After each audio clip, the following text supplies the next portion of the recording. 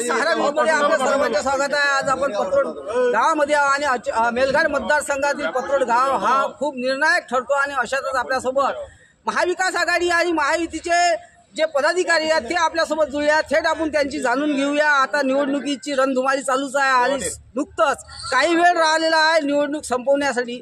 मात्र अशातच आपल्यासोबत जे पदाधिकारी आहेत जे व्होटिंग झालेलं आहे त्या संदर्भात आपण संपूर्ण मतदारसंघाची आपण प्रतिक्रिया जाणून घेऊ। आपल्यासोबत पत्रोड ग्रामपंचायतचे उपसरपंच जुळले आहेत ते भाजपचे आणि ओबीसी सेलचे मोठे पदाधिकारी आहेत त्यांची आपण प्रतिक्रिया जाणून काय वाटेल भाऊ आपण हे निवडणूक पार पडत आहे आणि अशातच आज जे प्रतिसाद आपल्याला मिळाला आहे आणि या प्रतिसादमध्ये जास्तीत जास्त आज जवळपास 70% जे व्होटिंग होत आहे त्यामध्ये काय कारण सांगा काय आमच्या महायुती भाजपाचे अधिकृत उमेदवार केवळरामजी काळे हे आमच्या पक्षाकडून उमेदवार म्हणून आहेत आहे आणि त्यांचे आम्ही जे कार्य करत आहे आमचे कार्यकर्ते आमचे सर्व पदाधिकारी ज्या पद्धतीने काम केले आहे यावरून असं सिद्ध झाले आहे की आता जवळपास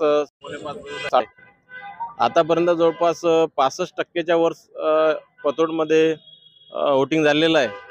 यामधून असं सिद्ध होत आहे की जवळपास ओव्हरऑल आयडिया घेतले तर आता कोणी जाऊ शकत नाही, पण ओव्हरऑल आयडिया घेतल्यानंतर असं लक्षात येत आहे की केवळरामजी पतोडातून जवळपास नवनीत राणा यांना खासदारकीच्या वेळेस जवळपास 5000 मतं मिळाली होती। आता अशी अपेक्षा आहे की 6000च्या वर मतं हे केवळरामजीला मिळतील आणि ते पूर्ण मेळघाटमधून बहुमतानं आणि चांगल्या मताधिक्याने निवडून येतील अशी आशा व्यक्त करतो।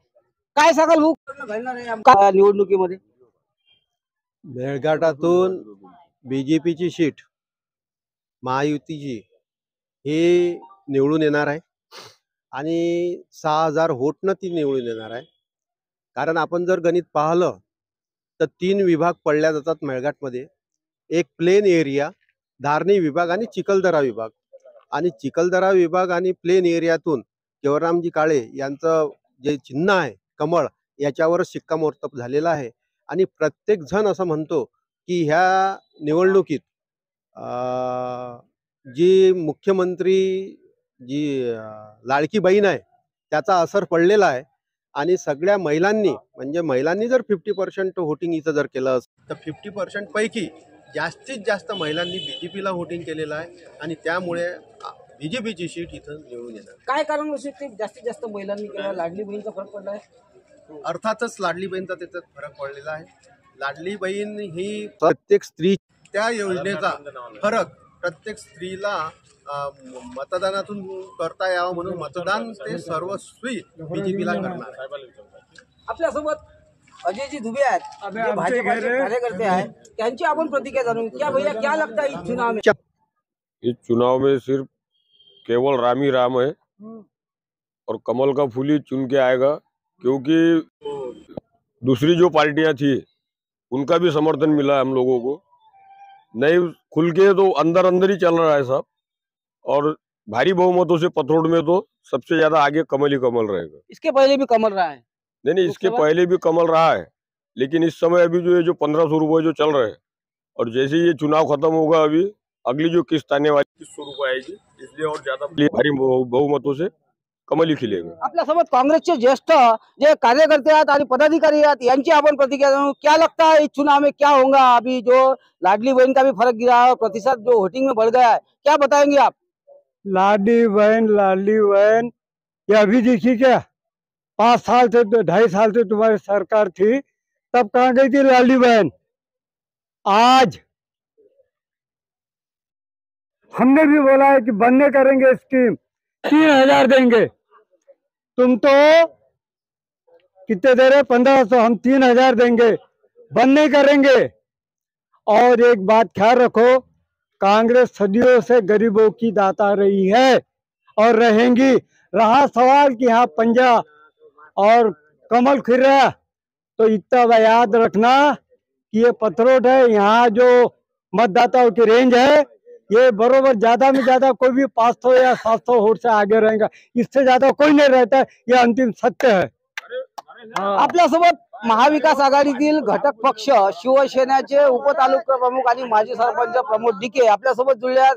काय सांगाल आपण या निवडणुकीमध्ये? विधानसभेची निवडणूक पार पडत आहे, अशातच हेमंत चिमोटे हे निवडणुकी रिंगणात आहेत आणि आज जो मतदाराची टक्केवारी आहे याच्यावरून काय सांगाल आपण? मतदाराची टक्केवारी वाढली आणि सगळ्यात महत्वाचा विषय म्हणजे की इथं जे आहे सर्वांचं मत आहे, यांचं जे मत आहे की बाबा भाजप पुढे राहील, पण भाजप नाही, इथं महाविकास आघाडीच पुढे राहील आणि पूर्ण मेळघाटमध्ये त्यात पुढे राहून चिमोटे निवडून येतील, एवढंच मला सांगायचं आहे. आपल्यासोबत काँग्रेसचे प्रवक्ते आणि विश्लेषक जो अभ्यासू व्यक्तिमत्व आहे ते आपल्यासोबत योगेशजी दुबे जुळलेले आहेत. काय सांगाल आपण या निवडणुकीचं?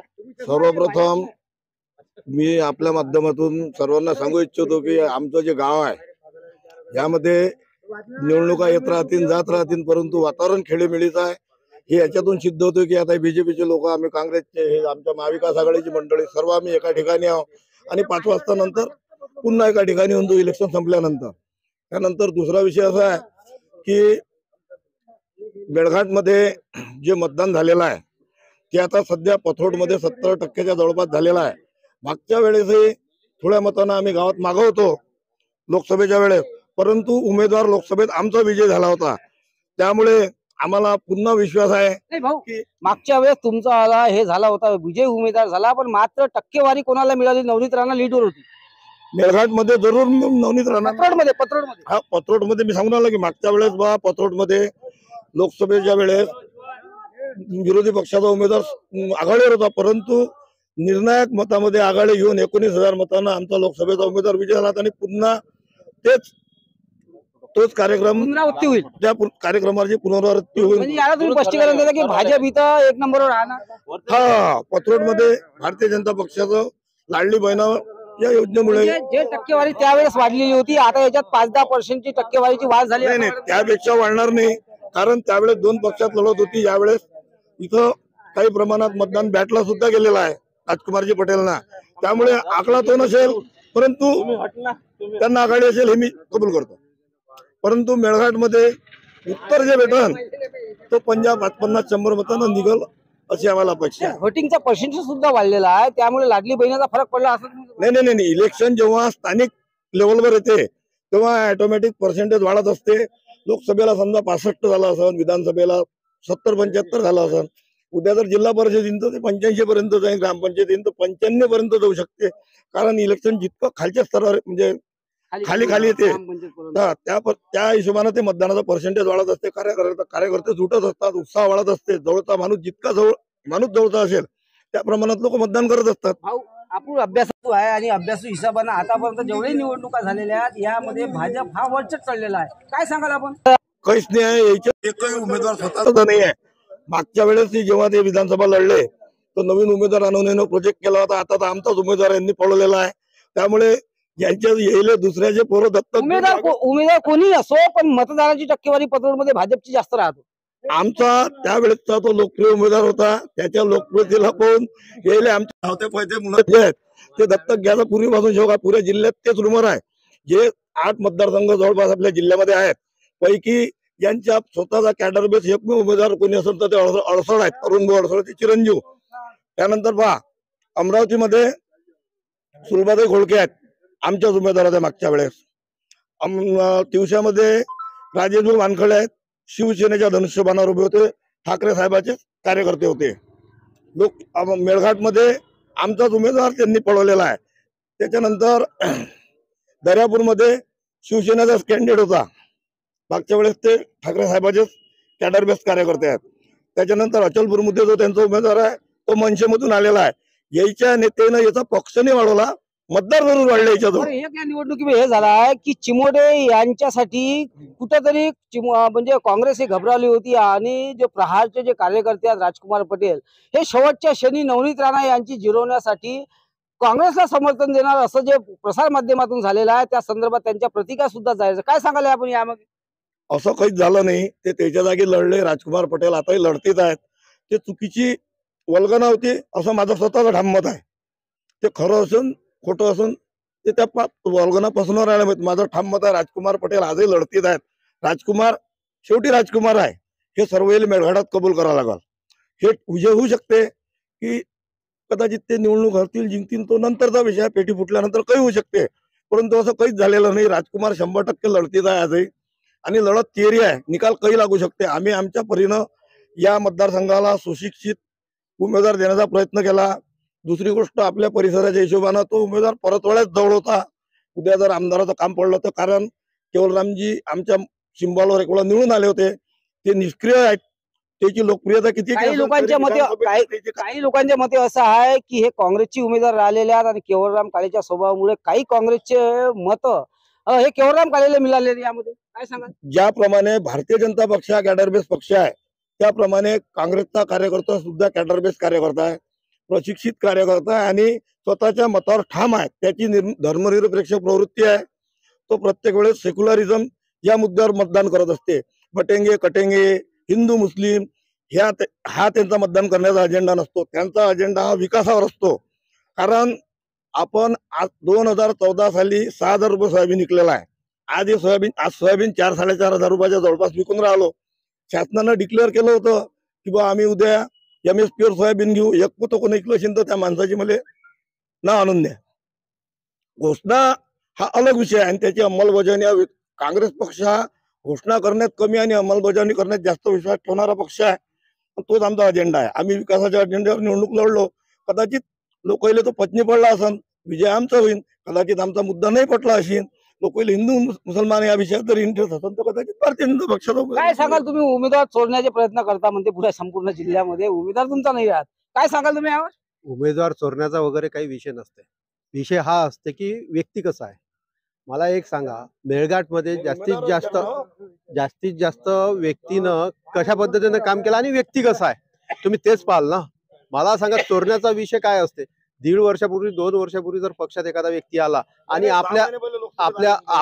एकीकडे महाविकास आघाडी, तिकडे राष्ट्रवादी काँग्रेस आणि शिवसेना आणि काँग्रेस, हे 3 पक्षात एकीकडे भाजप एकटाच लढून आला. इथे शिंदे नाही, काही नाही, काय सांगा. भाजप एकट्याने लढून राहिला, भाजप युतीतच लढून राहिला. इथे शिंदेचे इथे कार्यकर्ते नाही आहेत, राष्ट्रवादी सुद्धा नाही. शिंदेचा जर संघटन कमी पडत असेल तो भाग वेगळा आहे, पण शिंदे आमच्या सोबतच आहेत. शिंदेच्या आता आपल्या जर गावात पाहिलं, पत्रोड मधून तुम्ही मुलाखत घेताय, पत्रोड मध्ये जर पाहिलं तर शिंदे गटाचे कितीतरी लोक आहेत. नाव जर घेतो म्हटलं तर 1000 तिथले मतदार हे एकनाथ शिंदेचे आहेत. असं नाही आहे की बाई एकनाथ शिंदेचे नाही आहे. एकनाथ शिंदेचं संघटन कमी पडत असेल, पण मतदार जर एकनाथ शिंदेचा असेल तर तो एकनाथ शिंदेचा आम्हाला देणारच आहे वोट. त्यामुळे बीजेपी कमी आहे अशातला भाग नाही आहे. बीजेपी हे वर्किंग मध्ये चांगल्या पद्धतीनं कार्य करते. कारण सांगतो मी, योजना जर पाहिल्या तर कोणती योजना फेल गेली आमची. शेतकऱ्यांचे म्हणता ना, शेतकऱ्यांच्या ज्या अनेक योजना आहेत त्या फेल गेलेल्या नाही आहेत. माफ केलेलं हे पहा, विजेचे बिल पहा, आणि नवीन पद्धतीनं जे सप्लाय होऊन राहिला, मटेरियलचा जो सप्लाय होऊन राहिला, कडक वॉर्निंग आहेत MSEB ला की बा प्रत्येक शेतकऱ्याला DP त्या 3 दिवसाच्या आत किंवा 8 दिवसाच्या आत पोहोचली पाहिजे. मग अशा पद्धतीच्या जर योजना असतील त्या खरोखरच आहे, त्या पद्धतीच्याच योजना आहेत आणि चांगल्या पद्धतीच्या योजना आहेत. असं नाही आहे की योजना फेल होऊन राहिल्या. योजना फेल होऊन नाही राहिल्या. योजना इम्प्लिमेंट मध्ये चांगल्या पद्धतीनं बीजेपीनं केलेले आहे. म्हणूनच आज जो रिस्पॉन्स भेटून राहिला ना बीजेपीला, तो त्याच बेसवर भेटून राहिला. म्हणजे मुख्यमंत्री लाडकी बहीण म्हणा किंवा इतर शेतकऱ्यांच्या योजना त्यांनी कबूल केलं आहे की पत्रोड मध्ये बीजेपीचा वर्चस्व आहे आणि व्होटिंग सुद्धा प्रत्येक वेळेस जास्त होतो आणि मागे लोकसभेला झाला. मग प्रश्नच नाही आहे उमेदवाराचा. उमेदवार ओळख तळत आणला असं नाही आहे. ओरिजिनलच जर पत्रोड मध्ये बीजेपीची जर मतदारसंख्या जास्त आहे, जर ओरिजिनलच आहे, तर मग मतदारसंघ व्यक्ती कोणी दिला आम्ही मतदार म्हणून प्रत्येकाजवळ जाणार आहे आणि मतदार म्हणून ते बीजेपीला वोटिंग करणार आहेत. त्याच्यात काय विषय. परत येऊ आपल्यासोबत उपसरपंच, काय सांगा या निवडणुकीचा काय होणार निकाल लागला. आमचे सन्माननीय ज्येष्ठ लल्लू महाराज दुबे यांनी आता सांगितलं की आम्ही जे आश्वासन देते, काँग्रेस जे आश्वासन देते ते पाळते. परंतु यांना ह्याच प्रश्न विचारायचा आहे मला की हे जे म्हणत आहे की काँग्रेस जे आश्वासन देते पाळते, बीजेपीने जे आश्वासन दिले की 1500 रुपये महिना देणार ते सध्या कंटिन्यू चालू आहे. यांनी जेव्हा लोकसभेमधलं म्हटलं होतं की राहुल गांधी खटाखट 800 रुपये 8000 रुपये 8000 मिळणार, ते कुठे गेले. लोकांची त्या संदर्भात जेव्हा नाराजी आहे, त्यामुळेच हे जे काही आज होत आहे किंवा पतोडात म्हणा किंवा तुम्हाला याचे रिझल्ट भेटतीलच. अचलपूर मध्ये म्हणा, मेळघाट मध्ये म्हणा, दर्यापूर मध्ये म्हणा, प्रत्येक ठिकाणी तुम्हाला त्याचे रिझल्ट लक्षात येतील की काय करत आहे. दुसरा विषय, यांनी म्हटलं आयात केलेला उमेदवारच यांना बीजेपीला भेटते, दुसरा उमेदवार भेटत नाही. मला हे म्हणायचं यांच्याकडे आयात केलेले उमेदवार का जात नाही. यांच्याकडे आहेत, इकडे यांच्याकडे उमेदवार का झुकत नाहीत हे मला म्हणायचं. कारण की यांच्याकडे त्यांना माहित आहे काँग्रेसचं वर्चस्व कमी झालेलं आहे, त्यामुळं आपण जाऊन तिकडे काही होऊ शकत नाही. जे बीजेपीचे आज वर्चस्व आहे किंवा जे काम करायची पद्धत आहे हे चांगली आहे, त्यामुळे हे आमच्याकडे केवलरामजी सारखे चांगले ज्यांना आज काँग्रेसचे वोटर सुद्धा पसंती देत आहे, ते तुम्हाला वोटिंग काउंटिंग होईल त्या दिवशी तुम्हाला लक्षात येईनच का सपोर्ट करत आहे बा. कारण की दुसऱ्या पक्षातून आलेला उमेदवार जेव्हा बीजेपी आल्यानंतर सुद्धा जर त्या पक्षातले उमेदवार लोक जेव्हा सपोर्ट करत आहेत त्यावरून त्या व्यक्तीची व्यक्तिमत्वाची जाणीव होऊन जाते. त्यामुळे मला असं म्हणायचं आहे की त्यामुळे विनाकारण खोटे आरोप करून काही याला अर्थ नाही. जे आहे ते यावेळेस या निवडणुकीमध्ये जास्तीत जास्त आपण त्याच्यापेक्षा जास्त मागील लोकसभेपेक्षा जास्त वोट घेऊ शकतो. मी त्यांना अर्थातच घेणार का की कसं आहे एवढं कॉन्फिडन्स सांगू शकतो की आजचे जे वोटिंग आणि पर्सेंटेज जे आहे आणि लोकांची जे सहानुभूती आहे त्यावरून हे लक्षात येते की मागच्या वेळेस नवनीत राणांना जे मतं खासदारकीला मिळाले होते त्याच्यापेक्षा 1000 मतं आजही जास्त पडणे हे कितीही काही बोलो एवढं कॉन्फिडन्स सांगू शकतो. ते पण त्यांनी पण सांगितलं की बीजेपी समोर राहते म्हणून पत्रोडमध्ये, हे सुद्धा काय सांगाल आपण? भाऊ सगळ्यात पहिले विषय असा आहे, याचा एक मुद्दा तुमच्या समोर क्लिअर करून देतो. डीपीचा ग्रस्त माणूस माझ्या समोर आहे, हा माझा मित्र आहे, भारतीय जनता पक्षाचा पक्का कार्यकर्ता आहे. आज यानं 100% कमळाला मत मारलं. या माणसाला विचारून घ्या तुझी डीपी किती दिवसात भेटली, विचारा. हा हनुमानाचा भक्त खोटं बोलणार नाही, मला भरोसा आहे. तुम्ही डीपी साठी कोणापाशी गेले? राजकुमार बडे आमदार होते, केलते का? आम्ही कोणाचं कंप्लेंटच केली नाही डीपी जाईल म्हणून. आमचा जो एक डीपी स्पेअर मध्ये होते त्यामुळे आम्ही ह्या डीपीवरचं कनेक्शन दुसऱ्या डीपीवर टाकलं आणि डीपीची कंप्लेंट केली नाही. आणि डीपीची कंप्लेंट केली तेव्हापासून आम्हाला फक्त तुम्ही आमदारापाशी का नाही गेले? राजकुमार बडे मेळघाट डीपीची त्यावेळेस गरज नव्हती म्हणून गेलो नाही. डीपी केव्हा भेटली? 8 दिवसांना भेटली कंप्लेंट केल्यानंतर. काय सांगाल आपण? आता आदरणीय उपसरपंच वाड साहेबांनी सांगितलं की काँग्रेस आणि आमचे हे केवलरामजी, मला एक सांगा, जेव्हा कास्तकाराचा माल निघतो तेव्हा 22 लाख गोटी मोदींनी का बोलावल्या? कास्तकारांचा माल भाव उतरण्याकरता.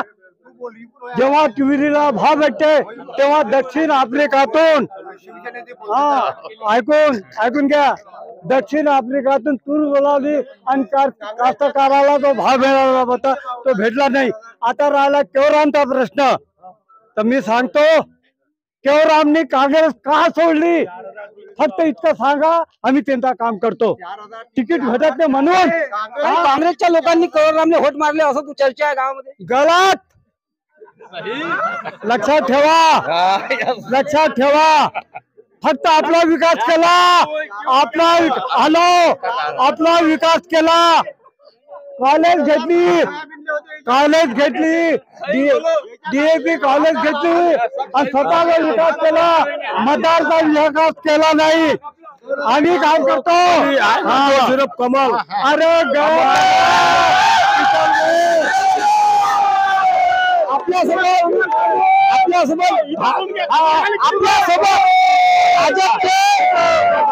आपण तिकडे नवनीत राणा हिंदी आपला हिंदू शैली म्हणतो, भारतीय जनता पार्टीचा वाद म्हणतो आपण, आणि त्यांनी उपसरपंच पद भोगलं. त्यांनी म्हटलं त्या दिवशी भाषणामध्ये काय सांगा या निवडणुकीच्या संदर्भात? या निवडणुकीच्या संदर्भात असं सांगायचं आहे की भारतीय जनता पक्षाचा आम्ही पहिलेही विजय या गावातून दिलेला आहे आणि सर्व कार्यकर्ते आमच्यासोबत जास्त जुळलेले आहेत या बारीनं. आणि आमचे केवलरामजी काळे आता तर 8,500च्या वर निवडून येतील अशी आम्ही गवाही देतो. आणि आम्ही त्यांना सगळं मतदारांना एक सांगतो की आम्ही ज्या योजना तुम्हाला दिल्या तुमच्यापर्यंत पोहोचण्याची गॅरंटी आमच्या सरकारनं केली. आणि आता ज्या योजना पोहोचत आहेत आणि काँग्रेसवाले विनाकारण या होम करत आहेत. याच्या कारकिर्दीत 2,500 सोयाबीन निघलं, 7,000 कापूस विकला. त्या बाबतीत काय झोपले होते? हे होते ना, हे 40 वर्ष सत्तेत होते, 45-40 वर्ष सत्तेत होते. तर लोकांना काय दिलं? येणं सगळं घुशीसारखं खाऊन टाकलं. एकालेही काही पैसे दिले नाही, कोणती योजना दिली नाही. मला सांगा, शरद पवार कृषी मंत्री होते ना, एका झोपेत होते? कृषी मंत्री होते, संरक्षण मंत्री होते, काय दिलं? लोकांना येणं काही दिलं नाही. लोकांना भरमाट ठुतात आणि खोट्यापणानं खोटा विश्वास देऊन व्होटिंग मागतात आणि त्या व्होटिंग त्या लोकांना फायदाही होत नाही. आमच्या केवलरामजीने आम्ही म्हटलं की ज्या 63 हाऊस पावरच्या डीपी आहेत त्या 100 हॉर्सपॉवरच्या या कास्तकारांना देण्यात यावं, कारण की एका डीपीवर 763 डीपीवर 10 पंप आहेत, ते 7.5 हॉर्सपॉवरचे आहेत आणि ते डीपी कमजोर होते, मग ते जायते. हा विषय घेऊन एक डीपीचा विषय घेऊन आपल्यासोबत युवा पिढीचा जो मत वाढलेला आहे आणि जय श्रीरामचे नारे लावतो, अनेक रॅलीमध्ये राहतो. आपल्यासोबत युवा कार्यकर्ता राम सेनेचा आणि त्यांची आपण प्रतिक्रिया काय सांगाल भाऊ युवा पिढीचा मत? मी सर्वांना हे सांगू इच्छितो, आमचे शुक्ला काका आहेत, आमचे शुक्ला काका जे बोलले की बाहेर देशातून जे तूर सोयाबीन आयात करतात आपल्या देशातलं काय, मी त्यांना सांगू इच्छितो की ज्या वेळेस तेल 170 वर जाते त्यावेळेस उमलणारा हा आपल्या जिथला असतो आणि हा विरोधी पक्षाचा असतो. त्यासाठी आपण तेलाचे भाव हे स्थिर राहण्यासाठी बाहेर देशातून जे आयात करतो हे त्यासाठी करतो. आणि जे म्हणतात ना की बा सोयाबीनला भाव नाही, आजही मी सर्वांना सांगू इच्छितो की सोयाबीनला भाव, जो माल चांगला आहे त्या सोयाबीनला आजही 5150 रुपये भाव आहे. चांगल्या मालाला 5150 भाव आहे आणि जो मात्र असते त्याला भाव नाही, त्यालाही 3500 रुपये भाव आहे. मातीराला भाव आहे 3500 रुपये. शुक्ला काका आपल्यासोबत काँग्रेसचे कार्यकर्ते आहेत, आपल्यासोबत काँग्रेसचे अपंग जिल्हाध्यक्ष आहेत प्रशांत गोरले यांची मुलाखत झाली. काय सांग? आता मला सांगा, या मागील 2-2.5 वर्षापासून शिंदे सरकार आलं. 2 वर्षाआधी कापसाला 11,000च्या पार कापूस होता. सर्व वृत्तपत्रांनी आमच्या सर्व बांधवांनी ते प्रकाशित सुद्धा केलं होतं आणि सरकार पडलं, कापसाले 6,000 रुपये 7,000 रुपये भाव आला. आणि येणारा काळ जो आता आहे, पूर्ण महाराष्ट्रात महाविकास आघाडीचं सरकार 165 आमदार बनणार आहे आणि मुख्यमंत्री सुद्धा. आपल्या मेलघाट मतदारसंघाचा काय निकाल लागणार आहे या संदर्भात आपल्याला सांगा. मेलघाट मतदारसंघात पंजा कमीत कमी 2 ते 3,000 रुपये मतांनी निवडून येणार आहे. पतोड मध्ये कुठला नंबर? पतोड मध्ये पंजा हा कमीत कमी 1 नंबरवर राहणार आहे. आतापर्यंतचा इतिहास नाही आहे, लोकसभेला निवडणूक झालेली आहे आणि आपण निवडणुका पाहिलेला आहे, पंजा हा मागे राहिलेला आहे. आतापर्यंत पंजा मागे राहण्याचं कारण थोडं आमचंही नियोजन नव्हतं, परंतु आम्ही चिंतन केलं आहे आणि या गावातील प्रत्येक शेतकरी, शेतमजूर, युवा वर्ग बेरोजगार आहे. शेतकऱ्यांना भाव नाही. 70% या वेळेस व्होटिंग जो वाढलेला आहे लाडली बहीणचा, तो पण फरक पडला आहे. मागच्या निवडणुकीपेक्षा जास्त मतं भाजपला भेटणार असे याचे मत आहे. 3,000 आमच्या लाडली बहिणांनी सुद्धा विचार केला आहे. महालक्ष्मी नावानं आम्ही 3,000 रुपये देणार आहे आणि आमच्या बाया बहिणी या 1,500 रुपयाले जे लोकसभेत या निवडणुकीमध्ये महिलांची गर्दी वाढलेली आहे आणि टक्केवारी वाढलेली आहे. त्यामुळे मागच्या निवडणुकीपेक्षा लोकसभेपेक्षा यावेळेस जास्तीत जास्त मतं भाजपला मिळू शकते. तुम्हाला कोणी सांगितलं? या महाराष्ट्राच्या स्वाभिमानी महिला आहे, छत्रपती शिवरायांच्या विचाराच्या, जिजाऊच्या विचाराच्या, आईलांच्या विचाराच्या आहे.